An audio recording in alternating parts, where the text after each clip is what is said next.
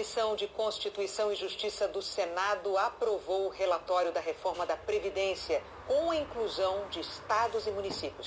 O projeto segue agora para o plenário. O relator Tasso Gereissati, do PSDB, fez uma nova modificação no relatório apresentado na semana passada. Tirou da PEC, aprovada na Câmara, a parte que reduz o valor da pensão por morte. Fica tudo como está atualmente. Nenhuma pensão do INSS será abaixo do salário mínimo em qualquer caso. A Comissão de Constituição e Justiça, o relatório de Tasso por 18 votos a 7. Derrubou de 3 senadores, o Everton do PDT, Fabiano Contarato da Rede e Paulo Paim do PT. Em seguida, a comissão passou a analisar a PEC paralela que estende aos servidores públicos de estados e municípios as regras da reforma da Previdência, desde que os governadores aprovem uma lei ordinária nas assembleias legislativas. Tasso Gereissati incluiu na PEC paralela algumas novas sugestões dos senadores. Inclusão na segurança do benefício destinado à criança vivendo em situação por morte para os dependentes de até 18 anos. Possibilidade de acúmulo de pensões quando existir dependentes com deficiência intelectual, mental ou grave. Regra de transição para servidores com deficiência. A PEC paralela cria também novas fontes de arrecadação ao cobrar previdência de setores que hoje são isentos, como entidades filantrópicas das áreas de saúde e educação. A economia prevista com a reforma nos próximos 10 anos, segundo o relator, será de 996 bilhões de reais, mais o acréscimo de 350 bilhões com a inclusão de estados e municípios, um total de 1.346 bilhões de reais. A PEC paralela também foi aprovada na CCJ. Agora, as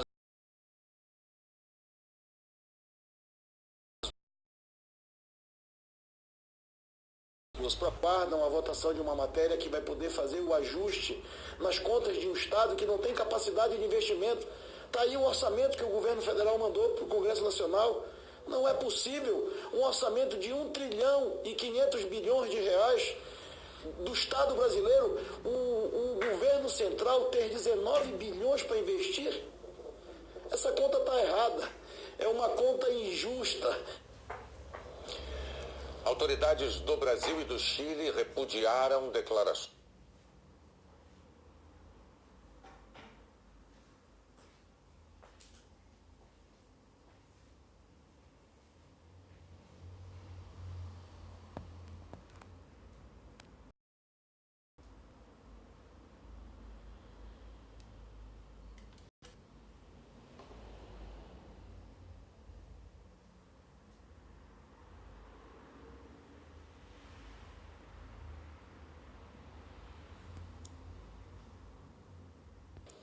Se não fosse, o pessoal do Pinochet derrotar a esquerda em 73, entre ele e seu pai, hoje o Chile seria uma Cuba. Eu acho que não preciso falar mais nada para ela. O pai de Bachelet, general Alberto Bachelet, foi torturado e morto durante a ditadura de Augusto Pinochet, que começou em 1970 e terminou em 1900.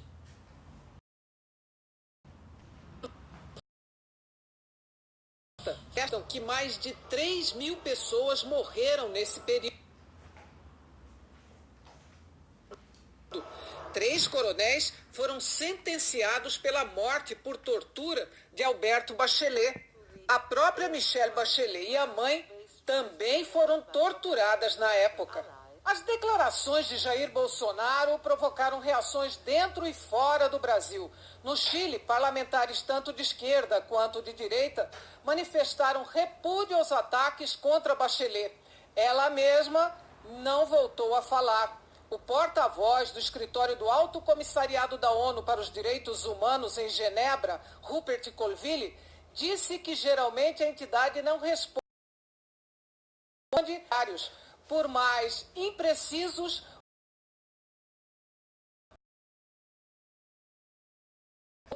disse que, sem prejuízo dos diferentes pontos de vista, são os governos das décadas de 70 e 80, essas visões devem ser expressas com respeito às pessoas. Devem expressar-se com respeito por as pessoas.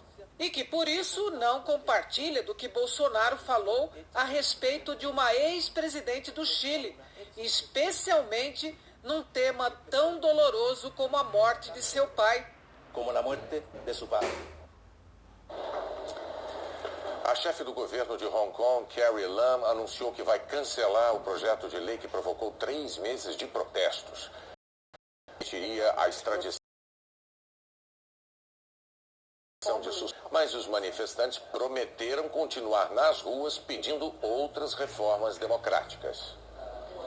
A Câmara dos Deputados do Reino Unido aprovou uma lei que impede a separação da União Europeia sem acordo de transição. E não foi a única derrota do primeiro-ministro. Foi a primeira sabatina semanal do primeiro-ministro e diante de um parlamento enfurecido. O deputado acusou Boris Johnson de incentivar a depreciação dos outros por causa da aparência. O primeiro-ministro já comparou muçulmanas de burca a ladras de banco. O parlamentar exigiu a prometida investigação contra a xenofobia dentro do governo. Alguns colegas quebraram a regra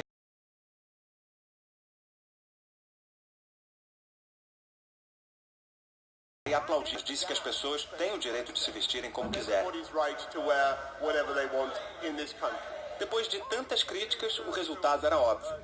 A Câmara aprovou o projeto de lei que obriga o primeiro-ministro a pedir um adiamento do Brexit caso não haja acordo. A saída britânica da União Europeia está marcada para o dia 31 de outubro. Esse projeto foi aprovado em caráter de urgência porque o adiamento ainda precisa passar pela Câmara dos Lordes, que é uma espécie de Senado daqui do Reino Unido. Depois ele segue para a Rainha. Elizabeth II vai formalizar o projeto como lei.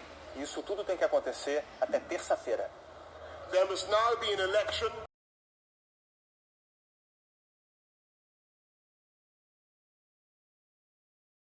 Boris Johnson, o líder trabalhista, quer primeiro ver a extensão do prazo aprovada. Jeremy Corbyn disse que a oferta de eleições carrega o veneno de uma saída da União Europeia sem acordo. Os ex-governadores do Rio, Antony Garotinho e Rosinha Mateus, passaram menos de 24 horas presos. Eles são acusados de receber propina em contratos superfaturados para a construção de casas populares em Campos dos Goitacazes. O desembargador Ciro Darlan considerou que Garotinho e Rosinha não têm ligação com os políticos e empresários envolvidos e que não havia razão para uma prisão preventiva. O ministro do STF, Gilmar Mendes, transferiu do Paraná para Brasília a ação penal que corre na Justiça Federal contra o ex-governo petistas Guido Mantega e anulou todos os atos praticados até que o novo juiz do caso reavalie. Com isso, o juiz de Brasília vai decidir se a ação deve ser reiniciada do zero ou se continua do ponto em que parou. Mantega responde por corrupção e lavagem de dinheiro sob a acusação de favorecer a Odebrecht com medidas provisórias em troca de propina. Gilmar Mendes considerou que a ação não deve prosseguir no Paraná por não ter relação direta com fraudes na Petrobras. De junho até agora, o Brasil registrou 2.753 novos casos de sarampo, 98% em São Paulo, onde houve 3 mortes. Morreu um bebê. O Ministério da Saúde anunciou a compra de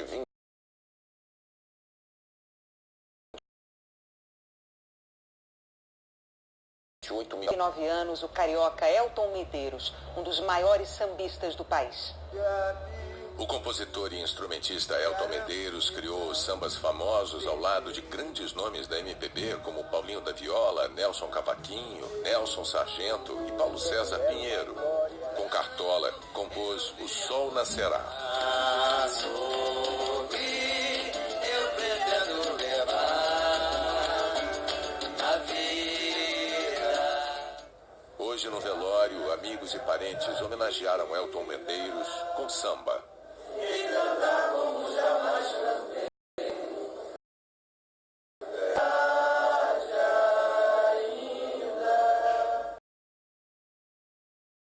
A seguir, as transformações das cidades em 5 décadas de reportagens. Prepare-se, o maior saldão do Brasil vai começar na Casas Bahia. Produtos novos, mostruário, até 70% de desconto. E revisitando alguns dos nossos cenários mais marcantes. Esse surgiu em 1983. Quando o JN estreou, na virada da década de 1970, nós éramos 94 milhões de brasileiros e pouco mais da metade da população vivia em áreas urbanas. Nesses 50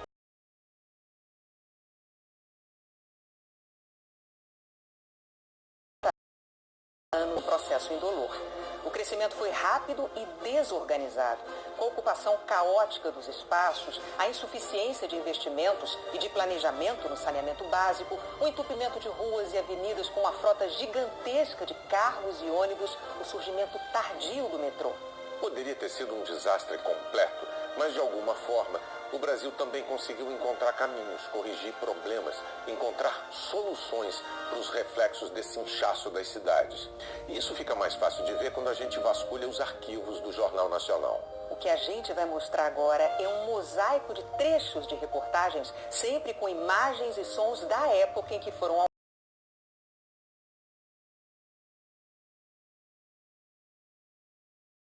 ao ar. Ainda precisam ser inventados. Hoje mesmo na minha casa está aí de fogo apagado. Não botei nem panela no fogo.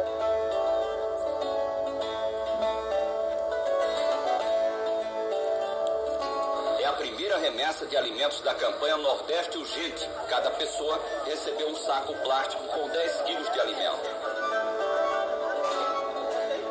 Este par de sandálias estava entre os donativos da campanha com uma mensagem de uma criança da cidade para uma criança da área da seca. Eu quero ir para um dos pezinhos que vive a pisar nossas terras secas. Eles antigamente eram chamados de retirantes.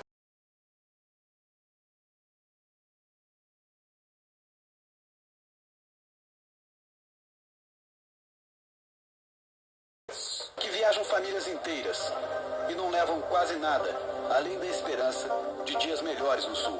Está indo todo embora. Vai todos saindo, aqueles que podem sair, vai sair, né? 87% dos migrantes que chegam a São Paulo ficam na zona urbana, aumentando as favelas e os cortiços na periferia. Compensa porque a gente imagina voltar para lá e ser pior. Uma das primeiras ocupações é de servente de pedreiro, mas muitos começam como cobradores de ônibus e auxiliares de cozinha. Uma das principais mudanças no Brasil do século XX foi a urbanização. Em pouco tempo, o país passou a sentir os efeitos da migração desordenada para as cidades. As primeiras 60 famílias deixaram hoje as favelas da Maré e da Areia de Inhaúma,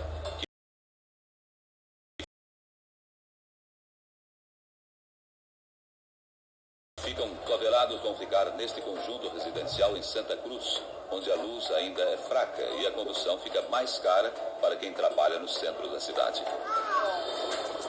Brasília Teimosa foi criada pela teimosia dos seus habitantes e de uma pequena vila de pescadores transformou-se numa comunidade de 25 mil pessoas. Tem agora a estrutura de uma pequena cidade com ruas calçadas, linha regular de ônibus, saneamento, telefone e postos de serviço.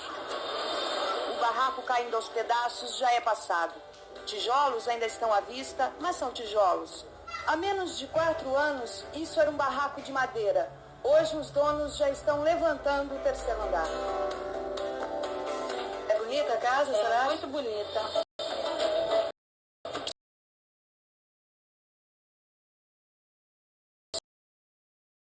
É prosperidade nesta paisagem dura.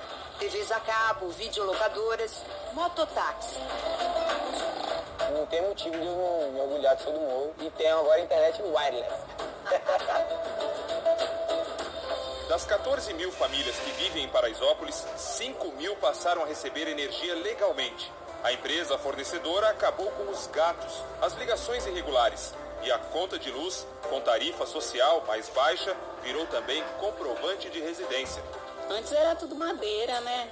Não tinha poste, não tinha energia direito. A gente se sente mais humano no lugar, né? Agora é um bairro mesmo.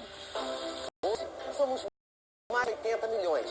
Em 35 anos, dobrou o número de brasileiros.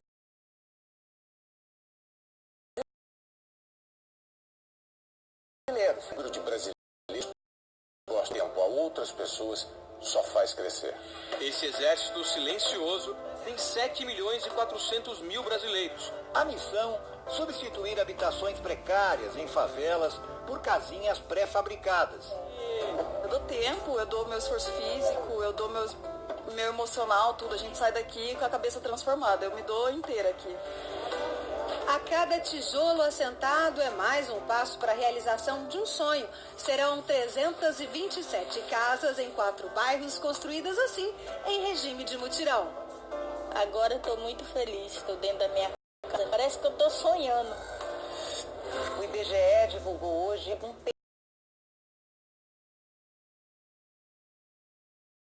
perfil favor. 18 pagam aluguel e mais da metade vive em casas próprias e já quitadas. Clarisney e o marido ficaram 30 anos morando de favor. E ano passado conseguiram financiar o apartamento próprio. Sonho realizado. Tamo aí.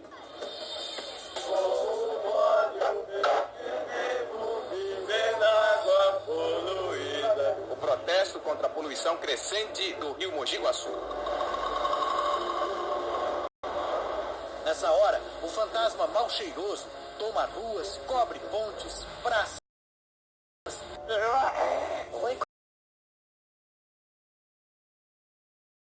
Cuidado. Descontrole total da poluição. O desenvolvimento econômico do Brasil ainda deixa marcas de destruição no meio ambiente. Um prejuízo, seu Valdir, vê todos os dias na Baía de Guanabara. Na rede, os peixes são poucos. Saco plástico, pedaço de pau, cabide, A quantidade de resíduos de materiais impressiona. Como vocês podem ver, está tudo bem diferente, bem limpo. Um local que durante décadas foi um depósito de lixo se transformou num bom exemplo. A limpeza que parecia impossível foi difícil, mas compensadora. Estamos assim, até com o coração aliviado, de ver. O Brasil enfrenta o desafio de eletricidade para quase 20 milhões de pessoas. O Brasil já tem nas mãos o futuro da energia elétrica. O sol, vento e a água. E o Brasil, nesse aspecto, está muito bem, porque o Brasil tem sol, o Brasil tem vento, o Brasil tem água, né? A novidade vai se espalhando. Energia solar. Eu nunca tinha visto falar. A costureira Severina foi a primeira a usar a energia solar em Ouro Branco.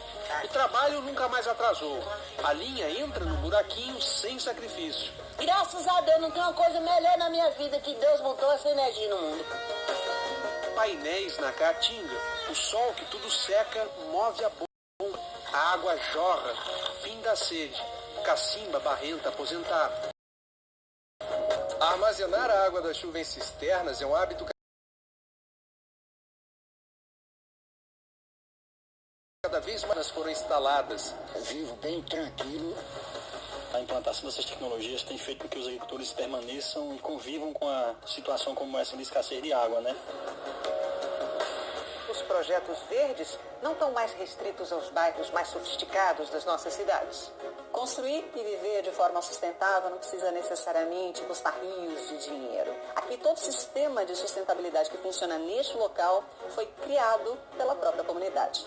O que enche os olhos é o biodigestor, que transforma o lixo em gás para a cozinha. Exemplos como o da favela têm feito o Brasil se tornar mundial de construções sustentáveis.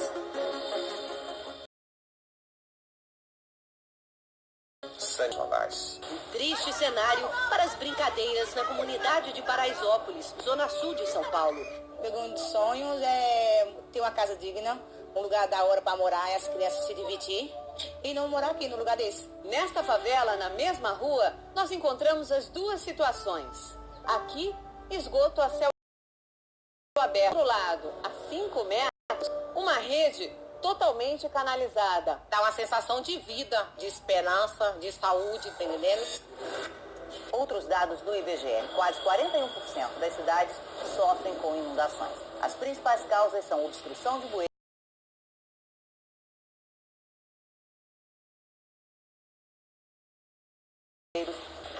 A enchente em Santa Catarina é a maior do século.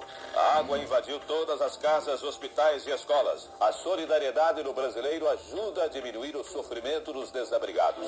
Um batalhão de voluntários colabora no trabalho de recepção, triagem e despacho. As cenas de destruição se espalham por 4 cidades. Nossos repórteres acompanham o resgate emocionante de uma mulher.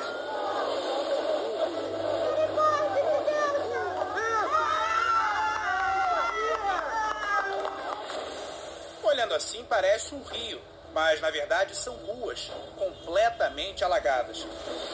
O Rio de Janeiro enfrentou hoje mais uma tragédia. Os 2 prédios que desabaram foram construídos irregularmente, como a comunidade. Esse vídeo mostra a força da água na encosta, exato dos 2 prédios desabados. Esses eventos mais extremos de destruição pelo mundo. A Organização Mundial de Meteorologia divulgou um relatório que mostra que no ano passado pelo menos 35 milhões de pessoas foram afetadas.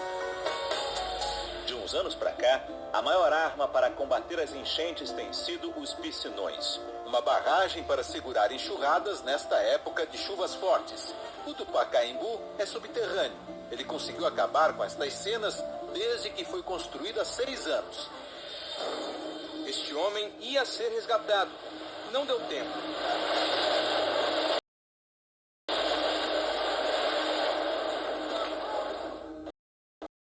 Mãe, todas as casas queimou. 6 anos. A prefeitura calcula que existam outros 70 edifícios no centro de São Paulo na mesma situação.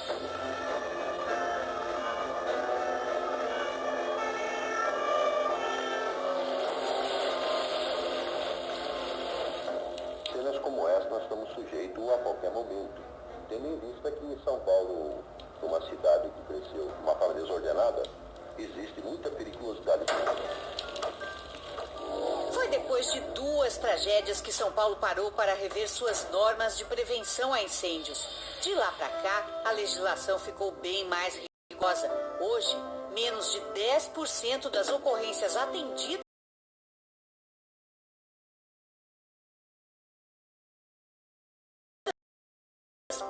A população das capitais do Sudeste está parando de crescer.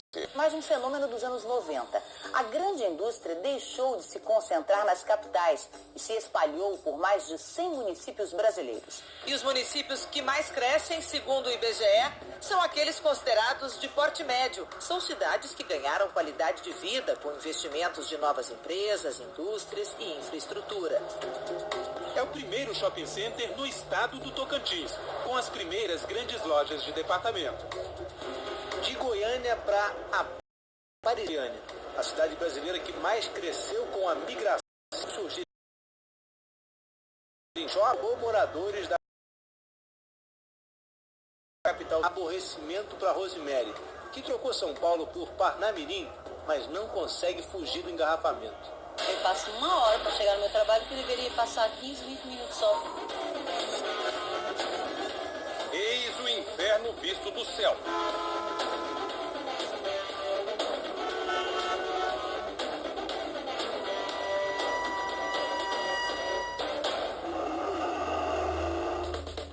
Os carros redesenharam as cidades. Foi preciso abrir espaço para ruas, avenidas, estacionamentos. Até que o rápido foi ficando engarrafado.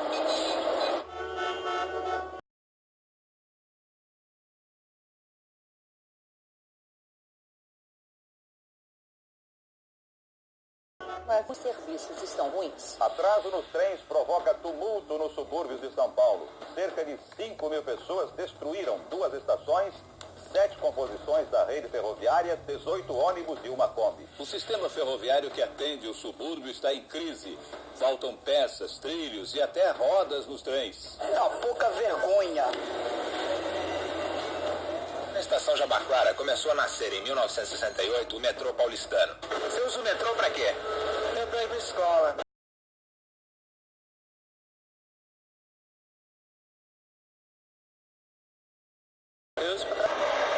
O metrô do Rio começa a funcionar segunda-feira. O passageiro coloca o bilhete assim. Quando o bilhete sair aqui, ele acaba de ser registrado no computador. faixas seletivas para transportes coletivos. Há 2 anos, Márcia vendeu o carro quando percebeu que era mais fácil e mais barato seguir de ônibus para o trabalho no centro de Curitiba. Desde o início do ano, São Paulo ganhou 190 quilômetros de faixas exclusivas para os ônibus. Eu tô amando. Por quê? Eu chego mais cedo em casa. Nas calçadas, no lugar dos pedestres, muitos carros estacionados com... Aqui em São Paulo, os motoristas geralmente param nas próprias ruas, no centro, quase todas proibidas. Estou esperando minha patroa que foi no escritório aí. Estou só esperando meu marido. Uma pesquisa recente conclui que os motoristas não usam o cinto de segurança por simples falta de...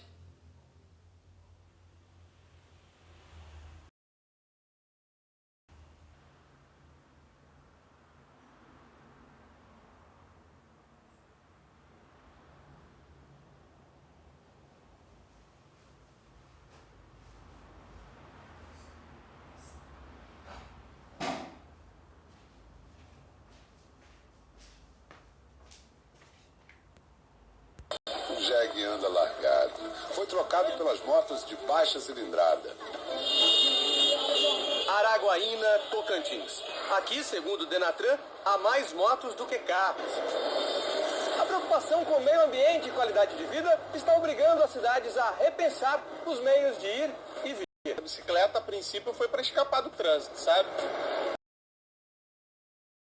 Lava a cara para São Paulo, deixando tudo se rendendo a um brinquedo antigo de criança para ganhar tempo.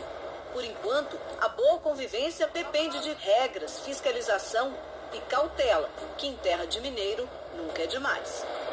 Já existem aplicativos que avisam se o ônibus está próximo, diminuindo a angústia da espera no ponto. A cidade ideal é aquela cidade onde a gente consegue qualidade de vida. Tem uma São Paulo que está germinando. Basta você olhar para as esquinas das ruas, para as prestas da cidade. No meio do carro.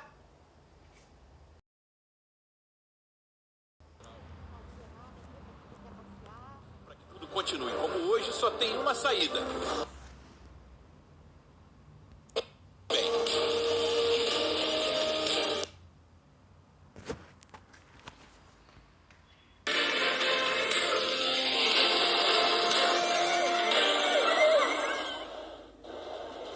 Amanhã tem mais. A Associação Brasileira saudou a Globo e seus profissionais por levarem para o Jornal Nacional a milhões de brasileiros com qualidade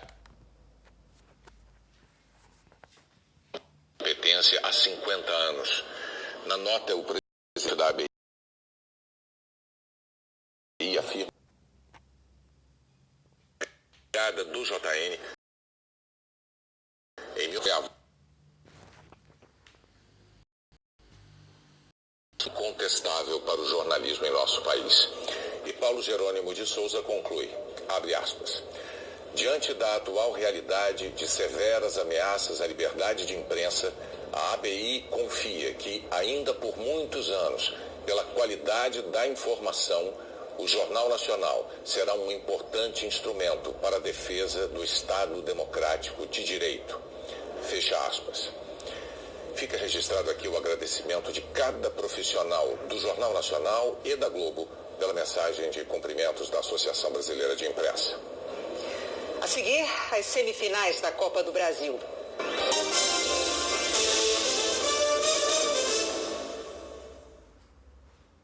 Subiu para 20 o número de mortos pelo furacão Dorian e o número deve aumentar. Foi a maior tempestade da história do arquipélago das Bahamas. No aeroporto da ilha Grand Bahama há destroços por toda parte. A Guarda Costeira Americana e a Marinha Real Britânica participam de operações de resgate. Dorian foi rebaixado à categoria 2, mas ainda ameaça estados da... Aqui no Brasil tem alerta de chuva para o sudeste. Oi, Maju, boa noite. Oi, Renata. Boa noite a todos. Renata, quinta-feira de tempo muito instável.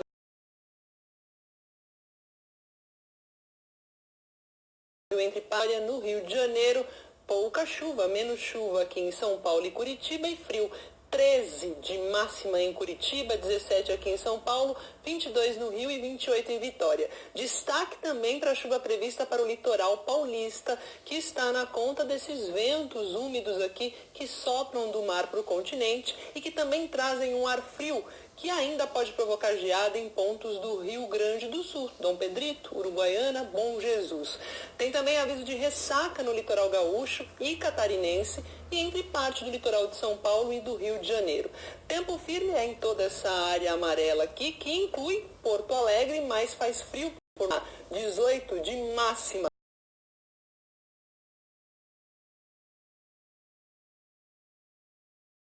De Cuiabá, no Clube das Quarentonas, aí 40 graus por lá. Renata. Nossa, 18 de máximo em Porto Alegre. Obrigada, Maju. Até amanhã. Até amanhã. 2 jogos hoje decidem os finalistas da Copa do Brasil. Vamos falar com o Luiz Roberto. Boa noite, Luiz Roberto. Oi, Renata. Boa noite, Bonner. Boa noite a todos. Pois é, vamos conhecer os finalistas da 31ª edição desta Copa do Brasil. A primeira semifinal está rolando. Em Curitiba, está 2-0 para o Atlético Paranaense sobre o Grêmio. Ou seja, está devolvendo o placar, por enquanto a decisão está indo para os pênaltis. Aqui em Porto Alegre, o Internacional traz uma vantagem incrível. Venceu o Cruzeiro por 1-0 em Belo Horizonte. Com o Edenilson. O jogo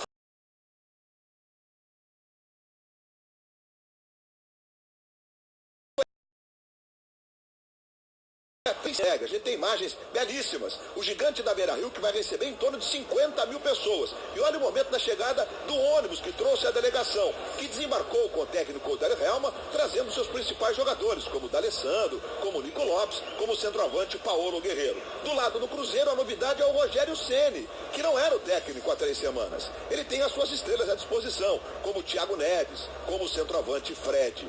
Daqui a pouco, logo depois de A Dona do Pedaço, aqui em Porto Alegre, estamos com 12 graus de temperatura. Vai estar quente dentro do campo, como deve estar mais quentinho aí com vocês no Rio de Janeiro, Renata e William. 12 graus, tá bom, tá friozinho. Obrigado, Luiz Roberto. E depois tem o Profissão Repórter e o Jornal da Globo.